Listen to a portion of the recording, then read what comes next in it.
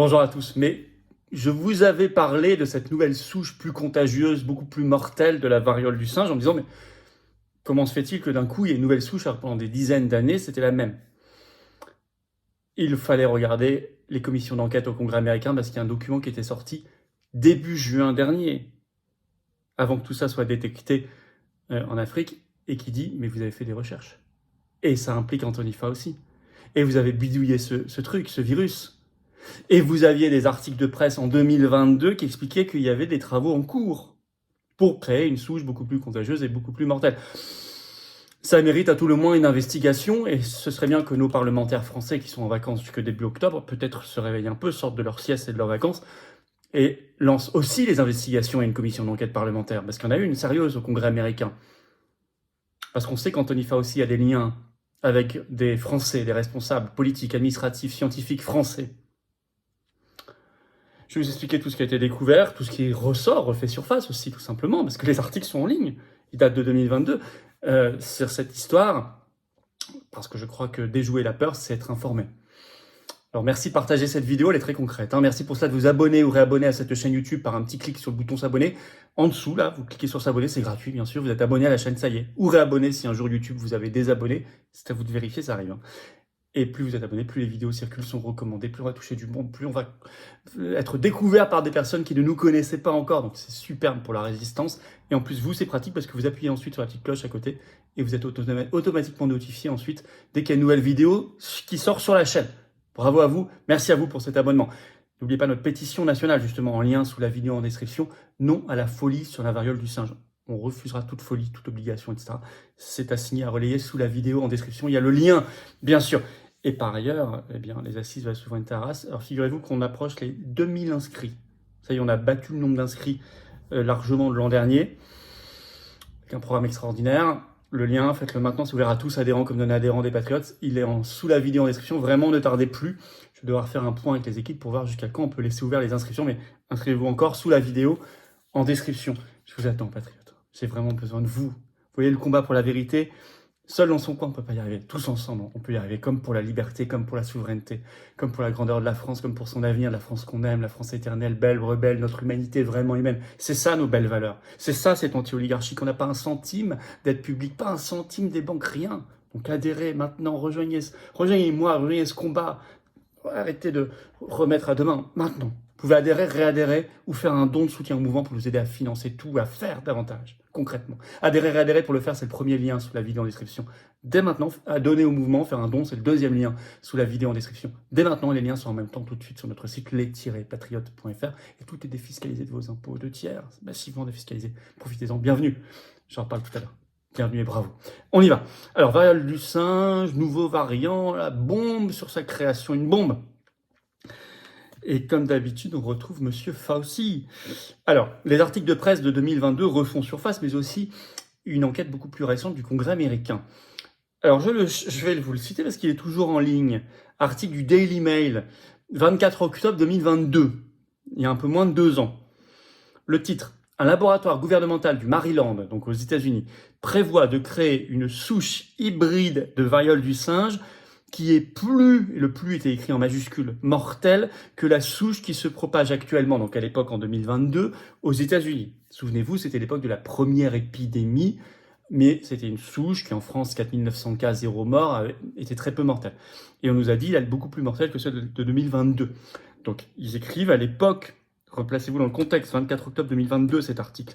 Un laboratoire gouvernemental du Maryland prévoit de créer une souche hybride de la variole du singe, plus mortelle que la souche qui se propage actuellement en 2022 aux États-Unis. Je cite dans l'article: le but officiel du projet est de stimuler le développement de meilleurs médicaments pour les humains. Explication sur ce qu'ils sont en train de faire. Je vais vous citer un petit extrait. Un laboratoire gouvernemental du Maryland prévoit de rendre la souche de la variole du singe en circulation plus mortelle dans une recherche très controversée sur des souris. L'équipe veut équiper le clade, le variant dominant, de gènes d'une autre souche qui cause une maladie grave. Plus précisément, le travail de l'équipe du Maryland est dirigé par le scientifique du NIAID, je vais y revenir, organisme américain, Bernard Moss, docteur Bernard Moss, au siège de l'agence à Bethesda. Cette phase de l'étude consistera à extraire des dizaines de gènes du virus de la variole du singe du variant 1 plus sévère et à les mettre dans le virus du variant 2 plus doux. Ils infecteront ensuite les souris avec le virus hybride et surveilleront la progression de la maladie. Alors, je cite une étude précise de Daily Mail, financée donc par le National Institute of Allergy Infectious Disease, le NIAID, qui est un organisme, une branche du NIH, l'Institut national de la santé aux États-Unis. Le NIAID, il était dirigé depuis des décennies, ce sera le cas jusqu'en décembre 2022, par un certain Anthony Fauci. Là, on est en octobre 2022, les recherches ont commencé des années avant, on va y revenir. C'était donc toujours, bien sûr, Anthony Fauci qui dirigeait tout ça. Je cite toujours l'article. L'expérience du Maryland a été exemptée de surveillance lorsqu'elle a reçu le feu vert en 2018, même si vous allez voir, ça a commencé même encore avant, parce que la variole du singe n'avait pas atteint le seuil d'agents pathogènes pandémiques potentiels. Donc non seulement ils ont dit vous pouvez y aller, en créer une plus contagieuse et plus mortelle, mais en plus, vous n'aurez pas de procédure de surveillance particulière parce que nous ne sommes pas avec ce virus, on parle de 2018, en situation pandémique. Ok. Alors il y avait déjà des alertes à l'époque, en 2022, sur leurs recherches. Par exemple, de la part du docteur Richard Ebright, microbiologiste à l'université Rutgers dans le New Jersey, qui déclare dans l'article, je cite, « Le virus modifié pose un risque exceptionnellement élevé pour le public s'il fuit accidentellement. » Il fait d'autres alertes. Je cite dans l'article, le Dr. Ebright a déclaré au journal Daily Mail, un virus de la variole du singe généré en laboratoire plus mortel et plus transmissible. Le virus de la variole du singe qui circule actuellement chez l'homme potentiellement risquerait de vaincre la protection par les vaccins et se propagerait probablement au-delà des populations actuelles à risque vers la population générale. Exactement ce qu'on nous dit maintenant. Le rapport risque-avantage est essentiellement infini, comprenant des risques potentiellement existentiels. En plus, lui, il avait dit, mais attention, avec cette nouvelle souche, vous sortiriez de la population traditionnelle pour aller vers la population générale. Or, aujourd'hui, on nous dit que ça touche la population générale. Alors, leur crainte venait d'un article qui venait d'être publié le 15 septembre, c'est toujours en ligne, 2022, dans la revue scientifique spécialisée Science. Le titre, « Le virus de la variole du singe va-t-il devenir plus dangereux ?» Et on y révélait dedans le travail en cours du docteur Bernard Moss. Je vous cite un extrait de cet article scientifique. Moss essaie depuis des années de comprendre la différence cruciale entre deux variantes du virus de la variole du singe. Voilà.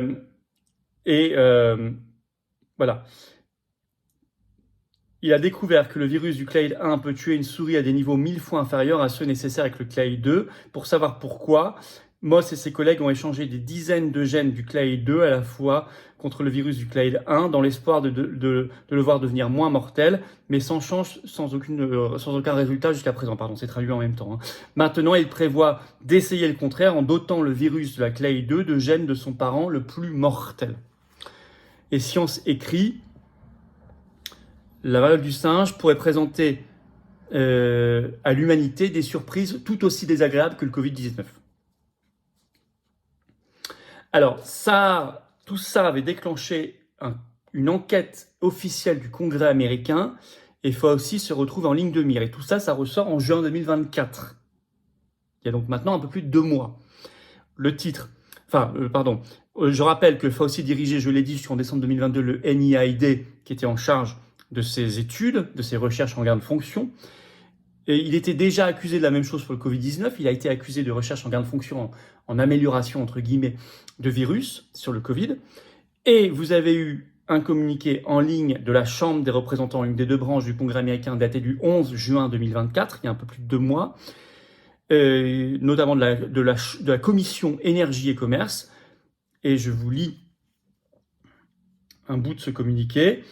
La Chambre, donc cette commission publie un rapport intérimaire sur la mauvaise conduite des NIH et la surveillance inadéquate impliquant une recherche sur la variole du singe risquée et financée par les contribuables qui met en péril la sécurité et la santé publique. Ça, c'est le titre du communiqué.